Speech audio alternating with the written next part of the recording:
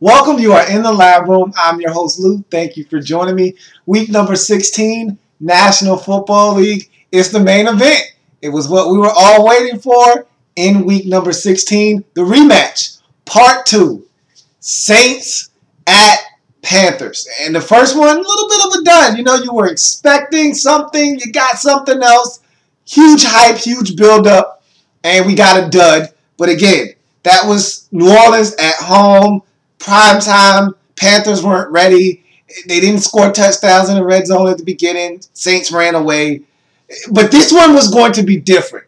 You knew the Saints weren't going to lay down at Carolina, but I felt, and look, I'm a professional football watcher. What did I tell you? Saints were going to win in New Orleans. Panthers are going to win in Carolina. That's how I saw it. That's how I called it. That's what happened. But I couldn't wait. Bart Scott, can't wait to watch this game. I knew it was going to be a fantastic matchup because, again, I expected New Orleans to show up and feel like they had every right to win this game. And that's how I thought they were going to come out and play. In Carolina, they were going to come out same way, feeling like this is our house, this is our division, this is our game, it's our time, and they were going to try to take this game. And so I expected two teams to just meet head on, full steam ahead, and it was going to be ugly. So, hey, look, both of you teams in your respective corners, 12-round fight, and we're going to see who comes out on top. Saints, you ready? Panthers, you ready? Time for some action. Time for some action. Let's get it on then. 10-4 Saints at 10-4 Panthers. NFC South. Showdown. Family business. You know how it goes. What happens in the family stays in the family. Let's get it on. Panthers with a huge 44-yard reception to Steve Smith after a Kenny Vaccaro personal foul, taunting. He got 2 flags on that particular play. They went with the taunting penalty. But after that 44-yarder to Steve Smith, the pass that Cam Newton throws thereafter is tipped into the air, goes off the fingertips of Ted Ginn Jr., and is picked off by Malcolm Jenkins to end the threat. So just when the Panthers thought they were going to get out to a fast start in this game, Cam Newton is picked off inside the red zone. Devastating blow to them early in this game. And remember, they have been talking about it all game long. The threat of the rain, you knew it was coming at some point. They kept saying, hey, we got the wind already. The rain is on the way. It'll be here. We just don't know when. So you knew the rain was coming at some point. So if you're Carolina, you want to get after Drew Brees. You want to build up a lead so that if this game turns ugly, you'll already be ahead. And again, the lead man wins in this matchup. If you can put up some points early and the rain comes, changes the complexion of this game, you might be able to win and sit on the lead later on in the game when the rain comes and it gets ugly and sloppy out there. So that was a huge play early in this game. Steve Smith goes down on the second possession of the ball game for Carolina.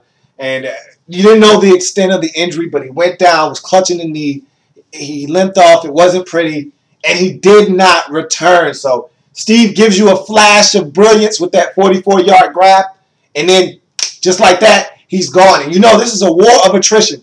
Two teams battling it out. You got to see who's going to step up and make plays. And that's one of your playmakers right there. And Steve Smith gone on the second possession. So that was a huge blow early in this game because you don't know how the Panthers are going to respond. That's their veteran leader, their emotional leader, and a guy that can make plays for you on the offensive side of the football. He's already made one in this game. Now he's gone. Who's going to step up and fill that void with no Steve Smith in the lineup?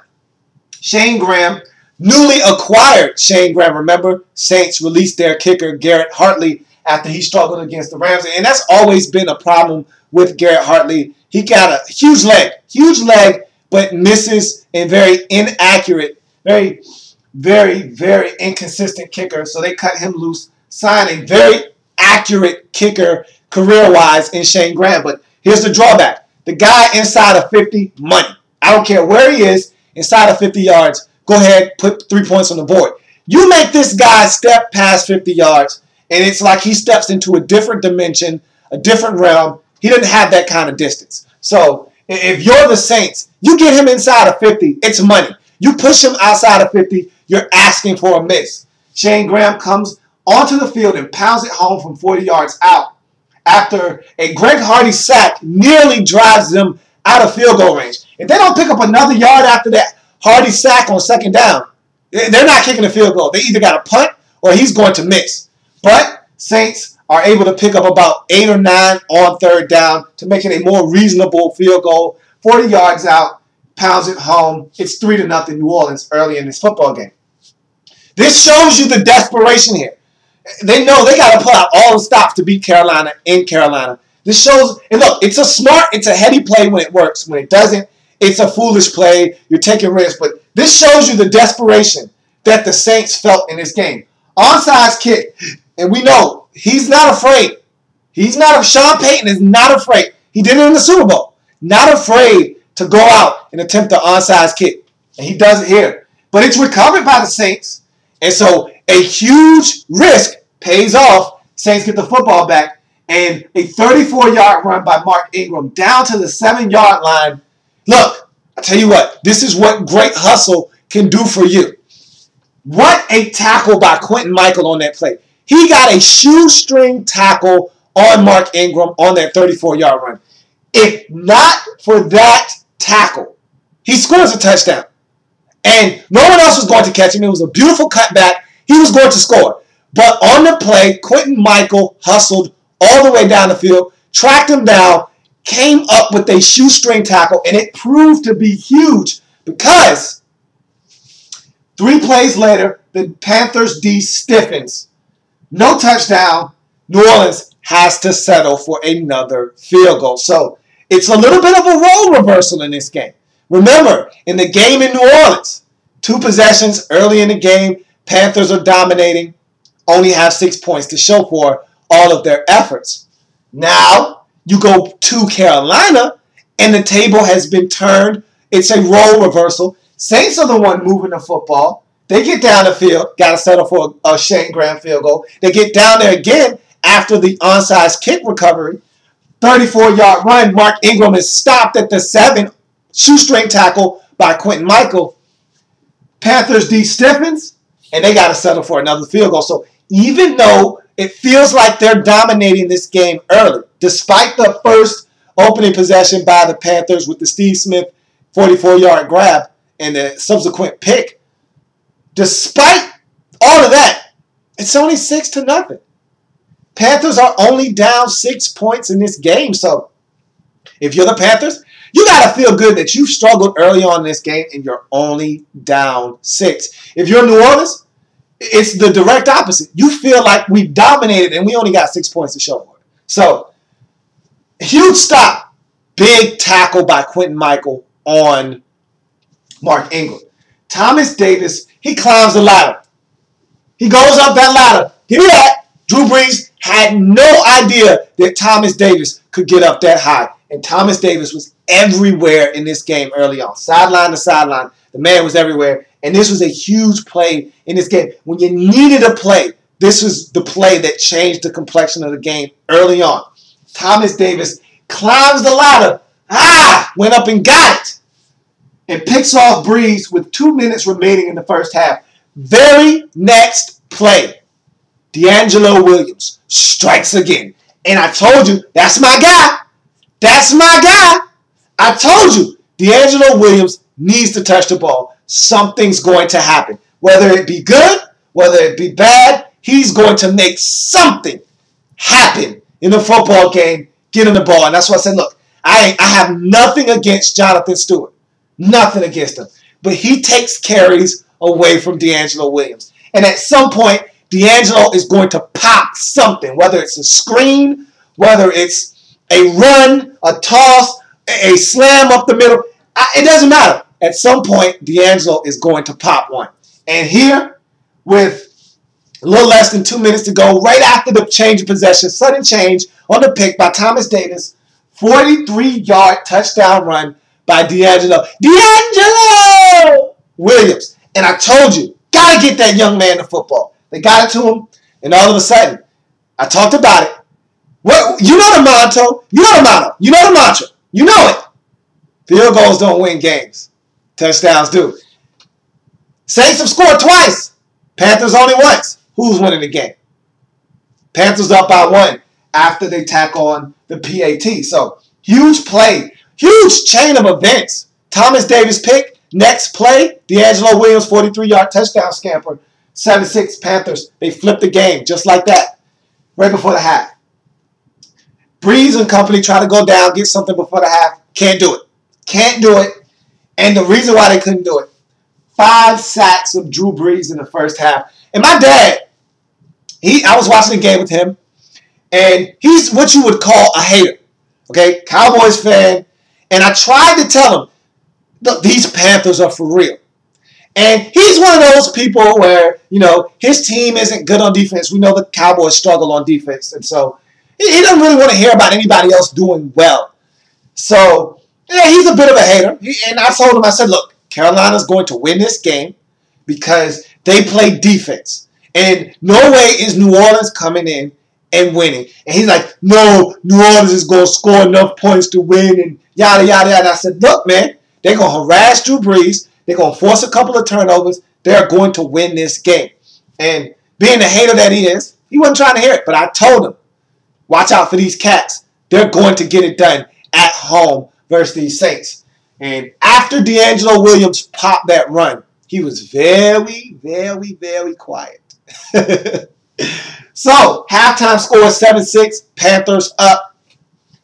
Fake field goal by the Saints is unsuccessful. And look, you know what that fake field goal smells like? Smells like desperation to me. And again, Saints trying to pull out all the stops in order to get this W. But it does not work. You couple that with a 28-yard Ted Ginn Jr. reception that leads to a 40-yard Graham Gano field goal. It's 10-6. Carolina up in this game. So 10 unanswered points by the Panthers has them with a 4-point lead at this point. And here comes the rain. Uh-oh. Got to play with the elements. Let's see who benefits from this torrential downpour. I mean, it was so bad that you could barely see the game on television. If you were there, I would love to hear how it was at the game because it looked miserable on TV. I mean, it was dark. The clouds had come over BOA. It was coming down massively. So I said, this has to favor the Saints because this Panthers pass rush is destroying them. And remember, the Saints benched Charles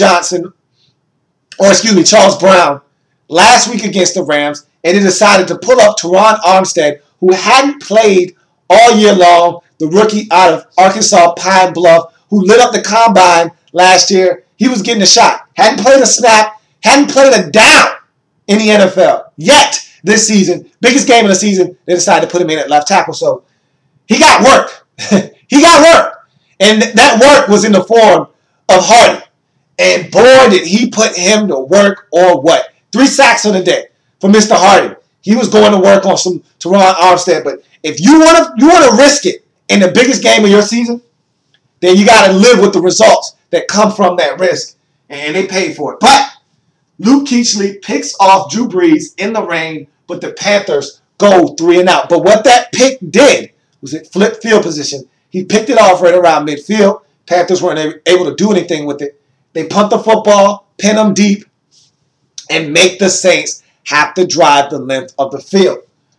The rain stops as the fourth quarter starts, and Brees goes to work as he hits Jimmy Graham for a 46-yard reception as the Saints methodically drive the ball down the field, and Brees finds Jimmy Graham. He's a man for a 3-yard jump ball touchdown. All of a sudden, Saints are in the lead, 13-10. What a drive by the Saints. Had to have it, and they had been stagnant all second half, and Jimmy Graham went beast mode. Pierre Thomas woke up. They put in Kyrie Robinson. He started to run the football a little bit, and they matriculated the ball down the field, and they found Jimmy Graham. He's a man, and he gets in on the 3-yard jump ball catch over Mike Mitchell, and he looks down at Mike like, hey, little boy, get up. Get up. And then he goes to the goalpost, ha! And gives him that hand, that one-hand slam. Saints take a 13-10 lead. Uh-oh. We're coming down to the nitty-gritty. That was with 6:48 left in the game. So Panthers running out of time after the late score by the Saints. The two teams exchanged 2 3-and-outs before the Panthers get one last crack at it with 55 seconds left on the clock. No timeouts remaining. 65 yards needed for the lead and roughly about 30 for a tie. So the Panthers, Ted Ginn Jr. did a wonderful job of fielding that punt, which was a short one by Thomas Morstead, up at the 35-yard line, making sure it didn't hit the ground and bounce back and make the Panthers have to drive 80 yards. Instead, he comes up, he catches it at the 35, so they need 65 for a touchdown in the lead. They need about roughly 30 to get in the Graham Gano field goal range to tie it up at 13. So, here we go. Cam Newton, time for you to step up. I know it's Cam, I know it's Cam. Well, oh damn, I know it's Cam, I know it's Cam. Yes, indeed. Time for him to step up. This is when quarterbacks are made. This is when legends are made. And this is how I judge my quarterbacks. When the game's on the line, coach hands you the football and says, hey, I need it. That's when you got to step up and say, hey, coach, I got you. It's time for Cam to step up and say, hey, Ron, I got you, dude. I got you. First down, Cam steps up in the pocket. And look, this pocket was collapsing around him. I don't know how Cam was able to step up and rifle this one with all the garbage around him, but he did, and he threw his best ball of the day to Ted Ginn Jr. A 37-yard strike. In stride, Ted Ginn Jr. is allowed to catch it and run after the catch and get out of bounds, which was huge. Very important. It allows the Panthers to not have to rush, come up, waste a down with the spike. He was able to get out of bounds, save some time. Panthers were able to call a play in the huddle, and they were able to collect themselves, gather themselves, and go down and be very methodical in their approach instead of having to rush. So, huge throw by him throwing it, giving him a chance to catch it in stride and get out of bounds. Big throw by Cam Newton, his best of the day. Then, that's down to the Saints' 28-yard line with 46 seconds left in this ballgame. On second down and 10, on that first down play, ball is batted into the air, incomplete. Second down, Cam finds Olsen over the middle for a 14-yard gain down to the Saints 14. They run up, they spike it with 28 seconds left. Panthers at the 14, second and 10, 28 seconds left. 14 yards for the win. If not, get the field goal, go to overtime. So, here it is. The moment you've all been waiting for. If you're a Panthers fan, Cam drops back, finds Dom, and there was a free rusher off the edge. Malcolm Jenkins had a free rush at Cam. Cam steps up, and the bowling ball, Mike Tolbert, gets ever so slightly a piece of Malcolm Jenkins, gets him around. He grabs Cam's shoulder. Cam shrugs him off, steps up in the pocket nice and tall like a 6'5" monster should, and rifles it to a wide open Dominic Hickson on the out route in the end zone as he goes down and digs it out of the ground, rolls over, makes the grab. They check it on replay. It is confirmed. Touchdown. Panthers take a 17-13 lead. What a drive. 5 plays, 65 yards, and of course, the 14-yard dagger. Cam to Dominic Hickson. What a time for Dominic Hickson to make his presence felt as a Panther. He's done nothing all season long. What a time to step up. I said Steve Smith was gone, wasn't coming back in this game. Somebody needed to step up.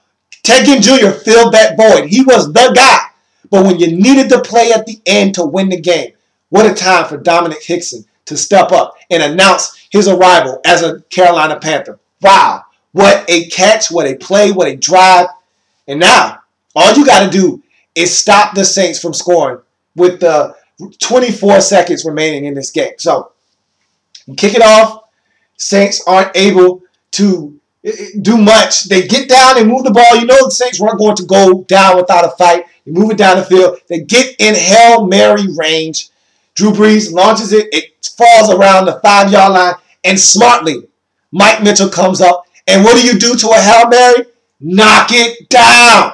And he bats the ball into the ground as the Carolina Panthers come from behind and win this 12-round heavyweight championship bout by split decision. Your winners of this game and potentially the NFC South, the Carolina Panthers. Hey, I said it. I said it. And again, I'm a professional football watcher. This is what I do, okay? And I told you the Saints were going to win in New Orleans and the Panthers were going to win in Carolina. And I told the Saints, you don't want to have to go into Carolina and win. The bullies were at the door. I'm proud of the Saints. They stood up to the bully. They didn't give him the lunch money. They said, if you want the lunch money, you're going to have to beat me up and take it. Well, the Panthers were up to that challenge. They beat you up. They took the money. But you didn't go down without a fight. You went down guns a-blazing, and you gave it your best shot. It just wasn't good enough on the road. You put yourself in this predicament, and this is what happens. You beat St. Louis, you're going to win this division whether you win this game or not. If you lose in St. Louis, and I told you, that was a trap game, and you got caught in it. Now you had to go to Carolina, and I told you I didn't like your chances. You put up a heck of a fight, but it wasn't good enough. The Panthers get it done, 17-13. What a game. That was a playoff football game right there because these two teams knew what was at stake. Panthers clinch a playoff spot, and with a win next week at Atlanta, that's a trap game. Every week's got a trap in it. Don't get caught in it. Saints got caught in it last week. Don't get caught in it next week. You're on the road. You know the Atlanta Falcons would love nothing more than to have you come into their house and lose in week 17 and you lose the division. Don't let it happen. Don't let it be you. Do not let it be you. They want to spoil your season. They don't have anything to play for. Their season is done. It's done, son. They want to spoil your season. Don't let them do it. Don't let them do it. If you're the Saints are going home. And they're going to beat Tampa Bay next week. So it's your job to take care of business. Ball's in your court. You want the division? Win. Win, and it's over. You lose, and now you got to hope that Tampa Bay helps you out. And I'm going to tell you right now, don't go looking for help. You got this thing wrapped up. It's sewn up like a teller. Relatively easy like Jerry Heller. If you want it, go take it. It's there. It's yours. You earned it. Now go finish it off. Go beat Atlanta at Atlanta and wrap this thing on up. Wow, what a game. What a game. What a game. What a game. Woo! Panthers get it done 17-13. They go to 11-4 in the season. Saints drop to 10-5. And now they need a miracle to win this division. Do the Saints. And hell, they just got to win to make sure that they get into the postseason. I mean, a lot of things have to happen, but if they lose and the Arizona Cardinals win, guess what? Cardinals are in and you're out. So you got to win at home against Tampa Bay, which I know you will, but pressure's on now. You put yourself in a position where you got to win just to get in. So, what a game, what a game, what a game, what a game, what a game. It's a shame somebody had to lose, but that's the nature of the beast in the National Football League. So, that's going to do it for me here on the program. Thank you for joining me. If it happens in the National Football League, whether big or small, we cover it all here in the lab room. That was an epic matchup, and the Panthers came out on top. If those two teams say they ain't did it, then they ain't did it. But if they did, well, that's NFC South family business. Have a good one. I'll be back. I got more games to break down in Week 16, the National Football League.